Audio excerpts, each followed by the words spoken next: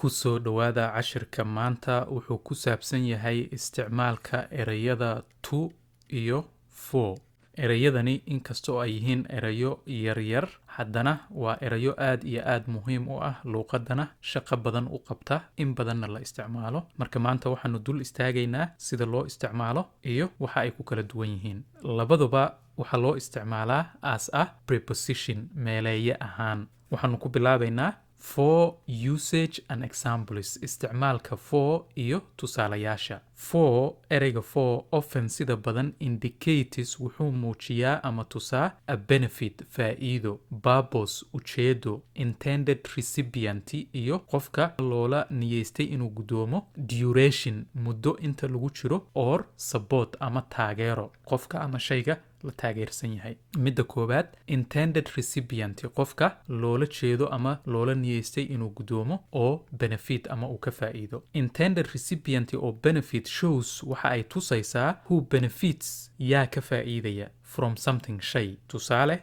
I bought waan soo iibiyey this gifty hadiyadani for you, adiga ayaan kuu soo iibiyey hadiyadan. who is benefiting from this? you, yaa ka faa'iidaya adiga. marka waxaa la isticmaalayaa for you. she cooked, waxay karisay dinner casho for her family, qoyskeeda ayay u karisay. markaasi yaa cashadii gudoomaya ama ka faa'iidaya her family, qoyskeeda. he built, wuxuu dhisay a house, guri for his wife, xaaskiisa ayuu u dhisay. markaasi gurigii yaa gudoomaya ama ka faa'iidaya his wife. markaasi waxaa la isticmaalayaa for his wife. he won, wuxuu ku guulaystay the game, ciyaartii for his country, guushii yaa gudoomaya ama ka faa'iidaya wadankiisa. marka for his country ayaa la dhahayaa. midda labaad purpose ujeedo or function ama shaqo. used waxaa loo isticmaalaa to show in lagu tuso the reason, sababta, or purpose ama ujeedada. tusaale, this tool, qalabkani, is used, waxaa loo isticmaalaa for cutting wood, in lagu jaro ama lagu gooyo alwaaxa. what is the purpose of this tool? maxay tahay ujeedada qalabkani? it is for cutting wood, waa in lagu jaro alwaaxa. I need, waxaan u baahanahay a bag, boorso, for my books, si aan buugaagtayda ugu rito. what is the purpose for the bag? ujeedada boorsada maxay tahay? for my books, buugaagta inaan ku rito. medicine, dawo, is used, waxaa loo isticmaalaa for treating, in lagu daweeyo diseases, cudurrada. what is the purpose of medicine? maxay tahay ujeedada dawada? it is used, waxaa loo isticmaalaa for treating, si loogu daweeyo diseases, cudurrada. this vehicle, gaadhigani, is for transporting goods, ujeedadiisa waxa weeye in lagu daabulo alaabta. this vehicle is for transporting goods, ujeedadiisa waa in alaabta lagu qaadqaado lagu daabulo. tan saddexaad duration of time, muddo inta waqti lagu jiro. indicates waxay muujinaysaa ama tusaysaa a period, xilli, of time oo waqti, something lasts, oo uu shay joogo ama gaadho. tusaale, we have lived, waxaynu ku noolayn here, halkani, for 9 years, 9 sannadood. marka muddada ama durationka aan halkan ku noolayn waa meeqa? 9 sannadood. we have lived here for 9 years. marka for ayaa la isticmaalayaa marka aad muddo ama duration aad ka hadlayso. he stayed, wuu joogay in Kampala, magaalada Kampala, for a month, bil. marka durationka intuu joogay waa hal bil. he stayed in Kampala for a month. they were working here for 15 years. marka here baan ka iloobay. they were working here for 15 years. halkani waxa ay ka shaqaynayeen 15 sano. how long have they worked here? muddo intee la eg bay halkani ka shaqeeyeen? 15 years, 15 sano. marka durationka ama muddada ay ka shaqaynayeen halkan waa 15 sano. midda afraad support, taageero, or ama favor, doorbidis. shows waxay tusaysaa you are in favor of, in aad doorbidayso, or ama support aad taageersan tahay someone, qof, or something ama shay. tusaale, I am for the new curriculum, aniga waxaan taageersanahay manhajka cusub. I am for, waxaan taageersanahay the new curriculum, yacni manhajka cusub. are you for, miyaad taageersan tahay, or ama against, waad ka soo horjeedaa the idea, fikirka. are you for or against the idea? ma taageersan tahay mise waad ka soo horjeedaa fikirka. he is for, isaga wuxuu taageersan yahay the ruling party, xisbul xaakimka ama xisbiga talada haya. he is for the ruling party. She is for iyada waxay taageersan tahay the opposition mucaaradka. She is for the opposition mucaaradka ayay taageersan tahay. In exchange marka shay kale lagu bedelanayo for ayaa la isticmaalaa. Sometimes mararka qaarkood used waxa loo isticmaalaa in transactions wax kala bedelashada ama wax kala iibsiga. Tusaale, I paid waxaan ka bixiyey $20 for this jaakadani. How much did I pay? meeqa ayaan bixiyey $20. sababta aan u bixiyey maxaa weeye for this jaakadan ayaan ka bixiyey. I paid $20 for this jacket. marka jaakadii $20 ayaan ku bedeshay. for ayaa la isticmaalaya markaas. He was punished isaga waxaa loo ciqaabay for his mistake khaladkii uu sameeyey ciqaab baa loogu bedelay.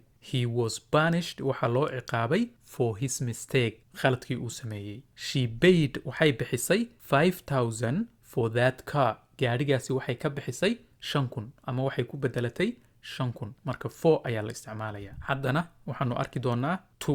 Usage and examples isticmaalka iyo tusaalayaasha. To ereyga to often sida badan indicates wuxuu muujinayaa ama tusayaa direction jaho, movement dhaqaaq, giving siin, comparison isbarbardhig, or ama relation xidhiidh. tusaale, direction or movement jahada ama dhaqdhaqaaqa. Shows wuxuu tusayaa movement dhaqaaq ama dhaqdhaqaaq toward oo la aadayo a place meel, person qof, or thing ama shay. She went waxay aaday xagee to the market suuqa. marka waxay tusaysaa direction ama movement inay jahada suuqa aaday. She went to the market. Give it to him isaga sii. shaygani isaga sii. markaasi siin ayay tusaysaa ama given. Give it to him isaga sii. They are going iyaga waxay u socdaan xagee to the university dhinaca ama jahada jaamacadda. They are going to the university. midda labaad, recipient of an action qofka oo ficil gudoomaya ama ficil gudoomaha. The person qofka who kaasoo receives gudoomaya something shay. I wrote waxaan qoray a letter warqad. yaan u qoray to my friend saaxiibkay. I wrote a letter to my friend. marka to waxay muujinaysaa warqadda inay ku socotay saaxiibkay. He gave wuxuu siiyey the book buugga to the teacher. yuu siiyey buugga to the teacher macalinka. Who did he give the book to? yuu siiyey buugga to the teacher macalinka. She handed waxay dhiibtay the phone taleefanka waxay u dhiibtay to her mother hooyadeed. iyay taleefanka u dhiibtay to her mother hooyadeed. To sidoo kale waxaa loo isticmaalaa in ficilada looga dhigo infinitive verbs. Infinitive verbs wax kale ma aha, waa ficilkii oo loo bedelayo fikir ahaan. Often sida badan used waxaa loo isticmaalaa before verbs. ficilka hortiisa ayaa la dhigaa oo lagu isticmaalaa in the base form. ficilkana waa inuu formkiisa asaasiga yahay, waa inuusan ahayn past wax laga soo tegay ama future, laakiin uu yahay base formkiisa ama qaabka asaasiga ah. tusaale, I want to go now. waxaan doonayaa hadda inaan tago. Infinitive baa laga dhigay ficilkii markii to la horgeliyey. ficilkii aadista ahaa wuxuu noqday fikir ahaan oo kale. I want to go. waxaan doonayaa inaan tago. He likes to swim. isaga wuxuu jecel yahay inuu dabaasho. He likes wuxuu jecel yahay to swim inuu dabaasho. They like waxay jecel yihiin to go out inay banaanka aadaan. They like waxay jecel yihiin to go out inay banaanka aadaan. Monkeys daanyarada like waxay jecel yihiin to climb trees in ay geedaha fuulaan. haddana waxaanu ka shaqayn doonaa exercise gaaban. meelaha bannaan ayaa waxaanu ku buuxin doonaa to ama for. Fill buuxi the blanks meelaha bannaan with to ku buuxi or ama for ku buuxi. haddaad rabto videoga hakad yargeli kadibna ka shaqee ama haddaba aanu iskala shaqayno. I give waxaan siiyey the book buugga dash ha iyada ayaan siiyey. marka tani waxay tusaysaa giving ama siin. waxaad isticmaalaysaa to buuggii iyada ayaan siiyey. I give the book to her buuggii iyada ayaan siiyey. She made this cake dash you are birthday. tani waxay muujinaysaa purpose ama ujeedo. purpose.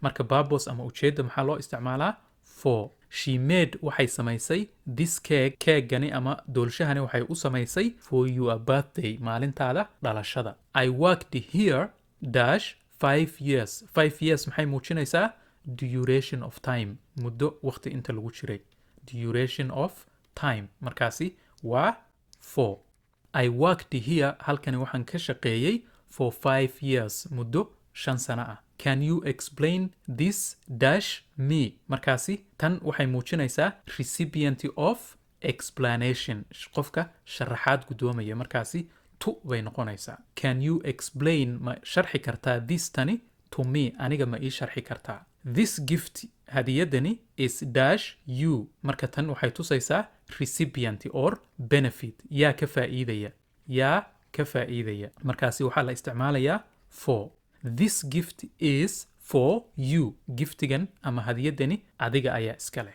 tips to remember talooyinka la xasuusanayo ama talooyinka aad u baahan tahay inaad xasuusato use isticmaal for ereyga for isticmaal when goorta something shay is done loo sameeyey on behalf of yacni qof iyada oo la matalayo ama benefits ama looga faa'iideeyo or ama ismiinti loola jeedo to help someone in qof lagu caawiyo yacni qof marka la rabo in la taageero in la caawiyo in wax loo qabto ereyga for ayaad isticmaalaysaa use to isticmaal when goorta there is ay jirto movement dhaqaaq ama dhaqdhaqaaq giving siin or ama direction ama jaho haddana si kooban waxaanu arki doonaa marka to ama for jumlada la geliyo sida uu macnaheeda isu bedelayo halkan waxaan ku haysanaa laba jumladood oo gaagaaban labada jumladood waa isku mid kaliya waxay ku kala duwan yihiin midna waxa ku jira ereyga to midna waxa ku jira for jumlada hore